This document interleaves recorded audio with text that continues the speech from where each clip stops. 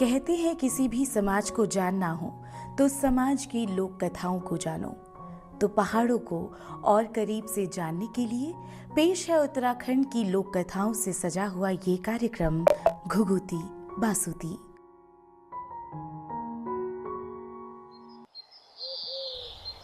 इस बार तुम्हारे परिवार में रोपाई के लिए कोई शुभ दिन नहीं है शोभनू। जीतू को कहना इस साल तो फसल नहीं बुत पाएगी। जीतू बगडवाल का छोटा भाई रोपाई का दिन निकलवाने के लिए पंडित जी के पास गया है। दरअसल राजा मानशाह ने अपने चहीते जीतू बगडवाल को कई खेत दिए थे और अब इनमें फसल लगाने का समय हो चला था। लेकिन पंडित जी ने साफ कह दिया था कि उनके लिए इस बार रोपाई का कोई दिन शुभ नहीं है। लेकिन कहते हैं ना, हर रुकावट का एक समाधान होता है, और यही समाधान देते हुए पंडित जी बोल पड़े। अरे तुम नहीं कर सकते, लेकिन तुम्हारी भूली तो कर सकती है। जाओ 6 गति आषाढ़ तक सोबनी को ले आओ और उसी दिन उसके हाथ से रोपाई शुरू कराओ। शोभनू इस अच्छी खबर के साथ घर पहुंचा और जैसे ही उसने बताया कि भूली सोबनी को लेने उसके ससुराल जाना है, तो जीतू का दिल बैठ सा गया, क्योंकि रैंथल में ब्याही उसकी भूली से मिलने का मतलब था भरना से मिलना, जो जीतू के मन में बसी हुई थी। पहाड़ों में प्रेम जंगल में उगे किसी फूल की तरह होता है, जो उगता चुपके से है लेकिन महका देता है पूरा जंगल। इसी महक से सराबोर जीतू बोल पड़ा कि रैंथल वही जाएगा। कहते हैं जब जीतू बगडवाल ने ठानी कि अपनी बहन को लेने वही जाएगा, तब बहुत सारे अपशकुन हुए। तैयारी के वक्त उसकी बकरी तीलू ने छींक मारी, जिसे देखकर जीतू की माँ बोली, ये अपशकुन है, रहने दे, मत जा। लेकिन जीतू पर भरना से मिलने का ख्याल गोते खा रहा था और उसने माँ की बात को अनसुना किया।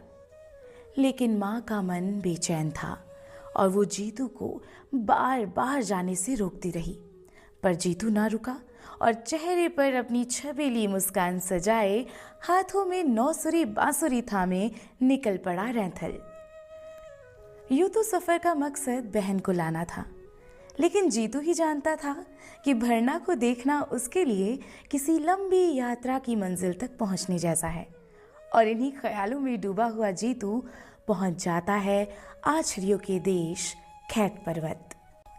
प्रेम में डूबे हुए इंसान को हर चीज खूबसूरत लगती है, और ऐसे में खैट की सुंदरता से वो कैसे दूर रहता। खैट की सुकून देती हवा थके हुए जीतू को जैसे थपका रही हो। जीतू ने उस मीठी हवा में सांस भरी और एक पेड़ के नीचे बैठकर 9 सुरी बांसुरी की तान छेड़ी। जीतू की बांसुरी की धुन पर पत्ता पत्ता, बूटा बूटा और मानो पत्थर पत्थर भी नाच उठा। मौसम गुलाबी हो गया और आसमान सुनहरा। इसी बीच जीतू ने सुनी घुंघरुओं की आवाज और आंखें खोली तो देखी 9 सुंदर काया जो उसके चारों ओर झूम रही थी। जीतू समझ गया कि उसकी बांसुरी की तान आछड़ियों को उनके लोक से खींच लाई है। ये 9 वन देवियां दिखने में बेहद खूबसूरत थीं, इतनी खूबसूरत कि वे हर खूबसूरत चीज को अपने साथ ले जाती थी ताकि वो बचा रह सके। अक्सर कुछ बचाने के लिए उसे सबसे दूर ले जाना पड़ता है, क्योंकि जहां कोई दुनिया की धूरी में आया वो मैला हो गया। जीतू इस बात को बहुत अच्छे से जानता था। इस पल उसे माँ की टोक याद आई और वो अपने कुल देवता को याद करने लगा। आछड़ियों पर किसी देवता का बस नहीं था, क्योंकि ये जीतू ही तो था जिसने उन्हें बुलाया था। जीतू जान चुका था कि आछड़ियां उसके बिना नहीं लौटेंगी। वो उनसे मिन्नतें करता रहा कि वो उसे छोड़ दें, लेकिन वे आछड़ियां नहीं मानी। हठ और निवेदन के बीच निवेदन अक्सर हार जाता है, लेकिन वो सबको इंतजार में छोड़कर इस तरह नहीं जा सकता था। पीछे बहुत सारे इंतजार थे। बंजर धरती फसल के इंतजार में थी, माँ अपशकुन के झूठ होने के इंतजार में थी, उसका खुद का मन भरना के इंतजार में, और भरना की आंखें जीतू को देखने के इंतजार में। इसलिए वो उनसे निवेदन करना छोड़ मोहलत मांगता है।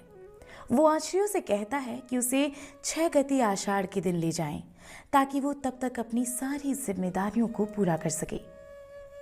ये परियां मान जाती हैं और जीतू अपनी मृत्यु का समय तय कर बड़े भारी मन से अपनी बहन सोप्ती के घर पहुंच जाता है। वहां अपनी भरना को देखकर जीतू के मन में दुख और खुशी दोनों का ज्वार उठने लगता है। वो जानता है कि भरना से उसकी ये आखिरी मुलाकात है और इसलिए वो उसे ये बताने से नहीं चूकता कि वो उससे कितना प्रेम करता है। तेरा खातिर छोड़ी श्याली बाकी बगुड़ी छोड़ी छोड़ी रानियों का दगड़ी। 36 कुटुंब छोड़ी 32 परिवार, दिन को खाणो छोड़ी छोड़ी रातों की श्रेणी। जीतू के अंदर सब कुछ बदल जाता है। बदले भी क्यों ना, हम सब जानते हैं कि मृत्यु सबसे बड़ा सच है, लेकिन फिर भी रोज जिंदगी का हर एक लम्हा जीते हैं। लेकिन अगर पता चल जाए कि मौत का दिन कौन सा है तो सारे एल्गोरिदम बदल जाएंगे। ऐसा ही कुछ जीतू के साथ हो रहा था। फिर दिन आया जब जीतू को अपनी बहन सोप्ती को लेकर बागुड़ी लौटना था। वो भरना से आखिरी मुलाकात करता है। डालियों माँ तेरा फूल फूलला, खिलेली बुरा से की डाली। डालियों माँ तेरा फूल फूलला, खिलेली बुरा से की डाली। ऋतु बाड़ी बड़ी आली दगड़िया, ऋतु बाड़ी बड़ी आली दगड़िया।